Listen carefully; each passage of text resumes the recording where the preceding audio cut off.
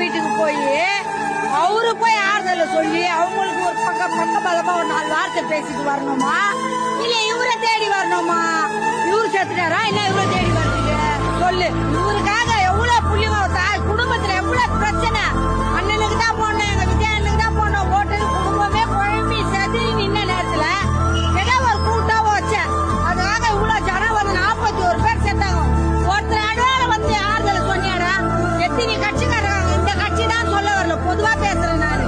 இந்த கட்சி அந்த கட்சின்னு சொல்ல பொதுவாவே எத்தனை அமைச்சர்கள் இருக்கிறாங்க, எத்தனை கட்சி அத்தனை கட்சிக்கார வந்து பேசுறாங்க, ஆறுதல வந்து சொல்லிட்டு வந்தாங்க. நீ என்ன மாதிரியா கொடுங்கண்ண சினிமாவுல காட்டிய உஜோ கண்டனா சாரதி திருமலை திருப்பாச்சி திருப்பிடுவேன் என்ன பண்ண ஒன்னையுமே பண்ணலையே. நீ ஒரு ஆறுதல வார்த்தை பேசுங்க, பேசலையே அப்புறம் எப்படி உனக்கு வந்து ஓட்டு போடுவாங்க? எப்படி செய்வாங்க? எதுவும் செய்ய மாட்டாங்க. நினைச்சு கூட பார்க்காத.